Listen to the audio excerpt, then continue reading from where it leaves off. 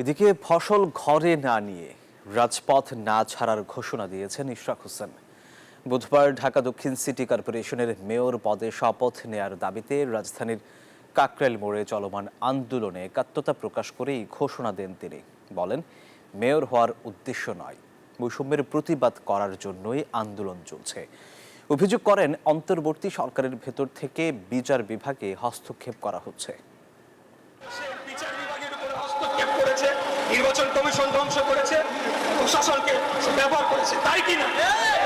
আমরা কি আরেকটা স্বৈরাচারের জন্ম হতে দিতে পারি? স্বৈরাচারের জন্ম এই বাংলাদেশের মাটিতে আমরা হতে দেব ইনশাআল্লাহ। এরা কিভাবে সংশোধন করবে, কিভাবে তারা তাদের নিরপেক্ষতা ফিরে পাবে, সেটা তাদেরকেই সেই পদক্ষেপটা নিতে হবে। এবং আমি ব্যক্তিগতভাবে মনে করি তার প্রথম কাজটি হচ্ছে স্থানীয় সরকার উপদেষ্টা জনাব আসিফ মাহমুদ সজীব ভুঁইয়াকে অবিলম্বে